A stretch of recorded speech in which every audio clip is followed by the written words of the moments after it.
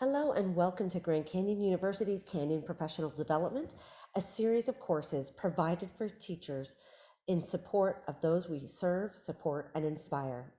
Today, we're going to look at growing your mindset, strategies for the classroom. And I'll start with a quote by Carol Dweck. Some may call her the mother of growth mindset. The passion for stretching yourself and sticking to it, even or especially when it's not going well, is the hallmark of the growth mindset. This is the mindset that allows people to thrive during some of the most challenging times in their lives. And Dr. Carol Dweck reminds us of a human capacity that we all share, and that is setbacks, challenges, and perseverance to get through things that are challenging. Well, let's continue our learning today. And I'm your host, Corey Araza, Senior Project Manager for K-12 STEM Outreach at Grand Canyon University. My areas of expertise are in STEM, computer systems, ESL, Spanish, technology integration, and makerspace education, where I had 17 years in the public educational sphere at the high school level. You can follow me at GCU K-12 Ed or at C Araza. And don't forget to follow us or subscribe to our channel on YouTube for more professional development at bit.ly/K12EdDev. Our session objectives today, as we grow our mindsets, are to dive into the research. So what does it mean to grow your mindset? And further, we'll look at the benefits. What are the benefits of adopting a mindset towards growth?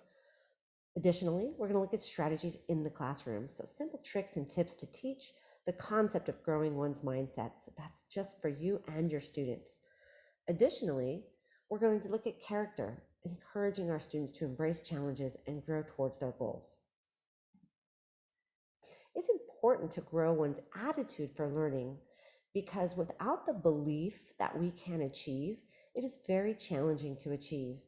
And it's even more challenging when we have things that have gotten in our way. For example, people who have told us that we're not worthy, that we cannot do something because maybe we don't have the capacity for learning something. Well, that's the opposite of growing our mindset. I want to talk about a small word with a big payout, and that word is yet. And again, if you want to know more about this word yet, go and visit mindsetworks.com and you'll find a slurry of free resources for teachers just dealing with mindset and how it might work in your classroom. But of course, we talk about not being able to have capacity to learn. And some of our students feel that way as they walk into our classrooms. The power of yet reminds us that no, they might not know it now, but they will know it soon with hard work, with support.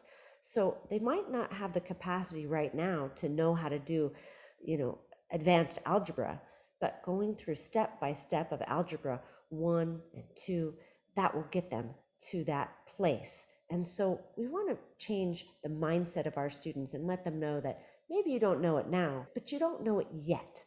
And that is a very, very big, small word with a big payout. Now, in order to really understand this concept of capacity for learning, we want to think about the brain and how it grows. Now, we know the brain is not a muscle. However, it does have the ability to grow dendrites and to grow into new habit-forming procedures. And so we call this neuroplasticity. Now, neuroplasticity really is that growth of the brain. And we know that students can't progress if there's a fear of failure. So the more fear of failure they feel, the less habit forming they will become when it comes to growing their brain in a positive way. So let's think about this. Neuroplasticity, it's really this formation of habits. And the way in which we do that is to grow each dendrite. We've got to grow paths in our brain in order to maybe reprogram the path that it already has. So if your program is to come in the house each day and have a seat on the couch, well, if you've done that with practice over and over again, then your brain gets used to exactly where you're going. In fact, sometimes, like when we're driving a car, we can drive from one place to another and not even know how we got there because our brain does it for us. It's so fascinating. So students need practice to rewire the way that they achieve or the way that they see themselves achieving. They also need practice requiring positive and consistent support. So we want to change our old habits into new habits. Well, here's where I want to stop and have a digital reflection. Let's talk about your own habits. In order to help our students learn what they need to learn, we often have to look at ourselves. So let's go over to padlet.com/canyonprofdev/habits. And you're going to write the habits that your brain knows how to execute well. And I have an example here, maybe watching TV or scrolling Instagram. Secondly, you're going to write at least one reason these habits are easily executed. The example might be, well, it's easy to pick up my phone or get lost in a feed. Watching TV is relaxing. It doesn't take much effort. So now we're going to write the habits your brain finds challenging. So for example, daily exercise. I don't mind stretching, that's not too hard, but finding time for cardio, well, that can be challenging. Then you write at least one reason these habits are difficult to execute.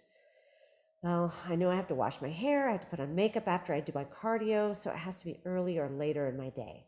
So I'm identifying a barrier or a boundary as to why I cannot do something that I want to do. And then finally, do you believe you can succeed at more challenging habits? Why or why not?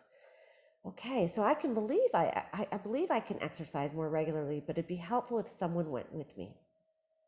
Boom, and there it is. I'm identifying what might help me get over that challenge. And we as teachers have to help our students understand what is their barrier and then how we can help them get through that barrier.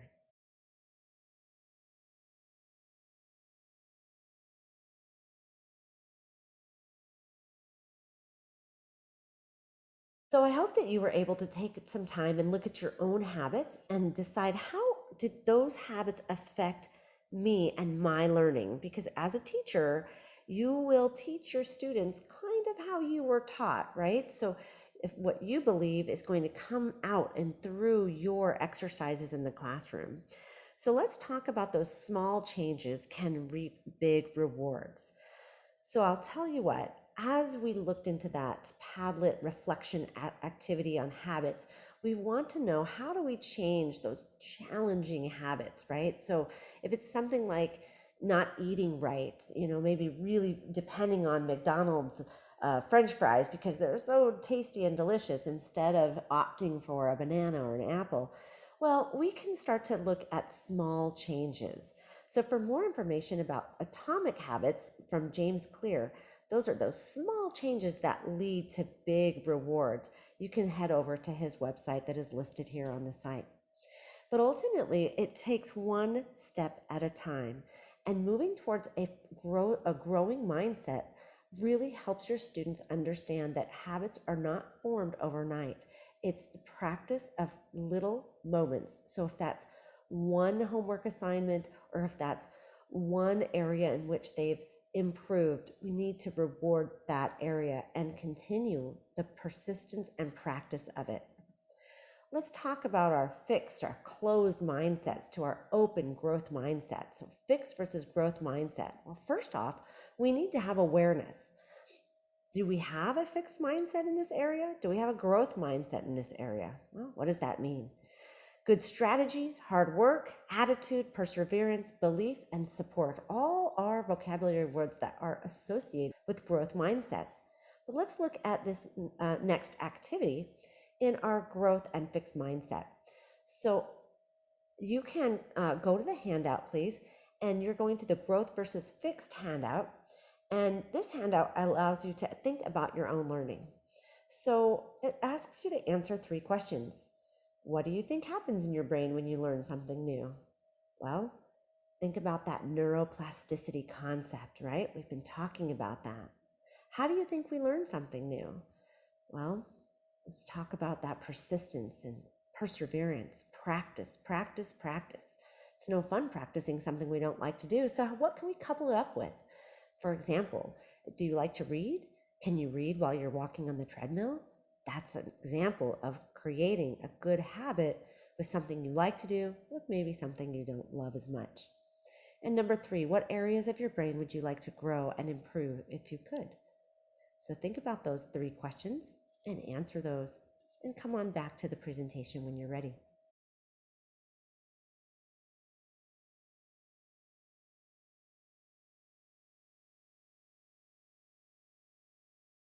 How do you teach growth mindset? How do you really have that concept of teaching, of growing your mind? Well, number one, we need student effort. So they have to really add the effort. You can't do this without some work. And sometimes it takes hard work. So the more challenging the task is for the student, the harder the work might be. But if we get our brains out of this concept of hard work and just call it work, and maybe we don't even call it work, we call it practice, student practice.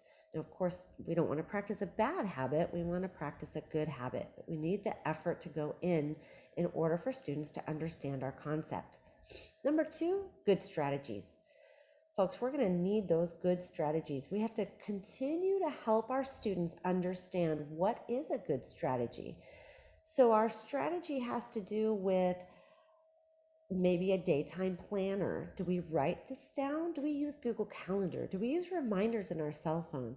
And when that buzzer goes off, do we do the activity we say we're going to do? Our brains are so smart. Our brains allow us to trick ourselves into not doing the work that we need to do.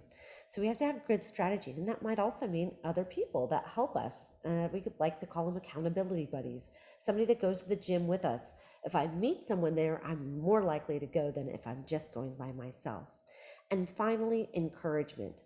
As an instructor, it is so important to encourage our students to do and to practice these habits that are great for them, but also it makes you feel great when you encourage someone else to do what they want to do, even if it's challenging. So teaching the growth mindset involves student effort, good strategies, and encouragement. Now, that does take some teacher effort as well, but mostly just to keep your students on track. Next, we have another handout about growth and fixed mindsets. So remember, our growth mindset is the belief that intelligence can be grown or developed. So we take pride in learning. That's the exciting part. I'm a learner, I'm a lifelong learner, and I describe myself that way.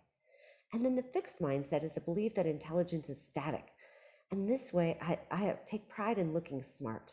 So if I'm only taking pride in looking smart, well, then I might not go for a new challenge. So the next handout is called Growth Mindset Handout 1.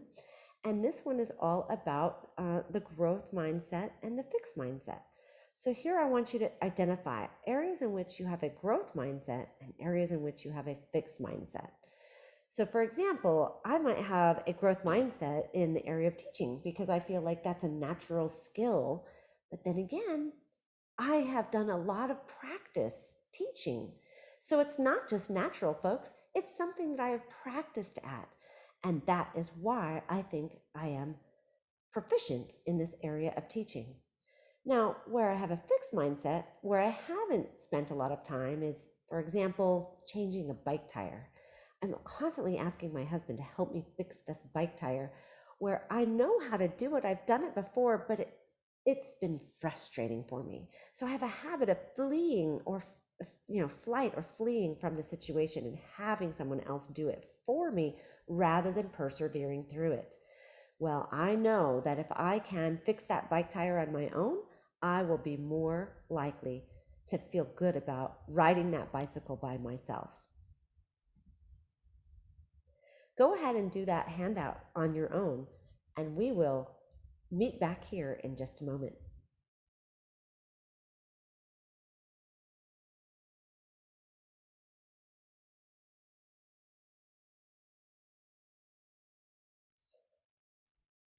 So let's talk a little bit about the research behind growth mindset and test scores, because us teachers, well, we're under the microscope quite a bit.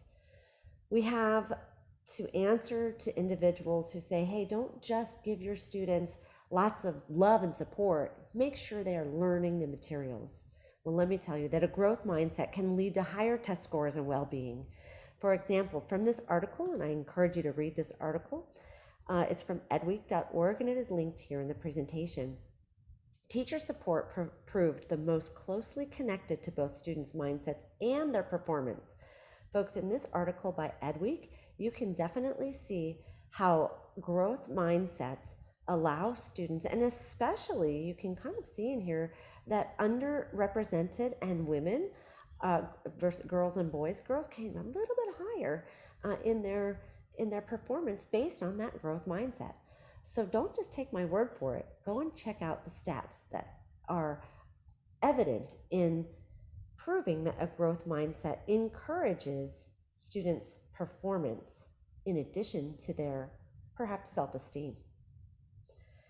So when you're finished reading that article, you can meet me back here for yet another digital activity where you can ask yourself, where do I believe I have a growth mindset? Where do I believe I have a fixed mindset? And then really focus on both. In what area do you have both a fixed and a growth mindset? And you can completely see yourself going in both directions. How can you take that activity and maybe bring it into the classroom to help your students understand that there are areas where, hey, I might not like English so much, but that doesn't mean that I couldn't do a job in which I had to write. Now, maybe you don't want to write for a living because it's not all you want to do. Many of our young women are excelling in math and science, but they don't tend to go into the profession. The question would be why? Well, maybe because they feel like they have more of a growth mindset over in the English or fine arts area. Take a moment and enjoy this activity, which is a digital activity in Jamboard. And when you're finished with this, come on back and meet me in the presentation.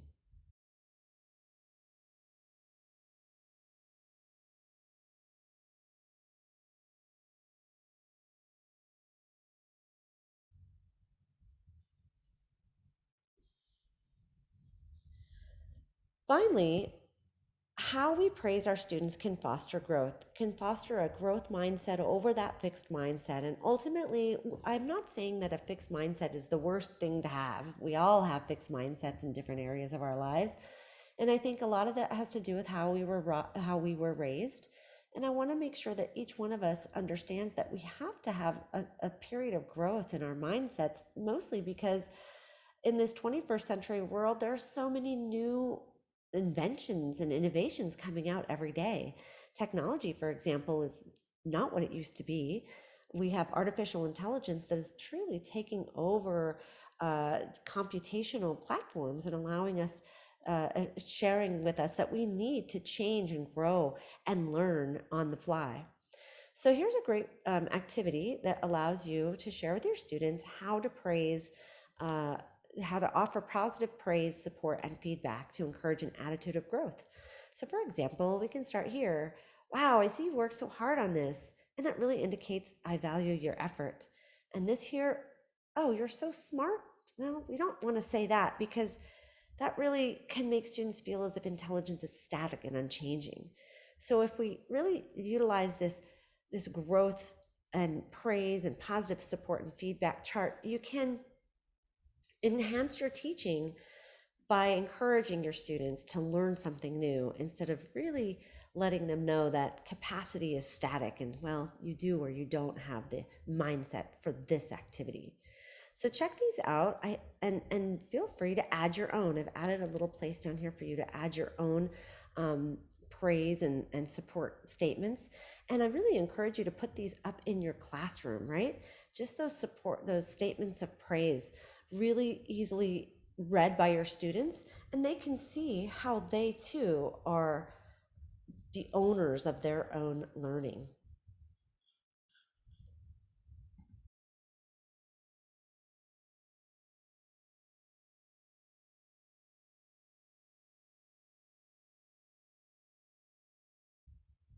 So hopefully you've had a moment to have a look at the how we praise our students and foster growth. And I finally would like to ask you, what did you take away from this short lesson on growth and fixed mindsets and really growing your own mindset to have an attitude of growth and perseverance? Perhaps you can take away something that you can bring right into your classroom tomorrow. I hope you can. Our why is to empower, educate, and inspire our community so they take action to fulfill their purpose and to serve others. Our Wednesday webinars preview the first Wednesday of each month. So please subscribe to our YouTube channel, and thank you so much for watching.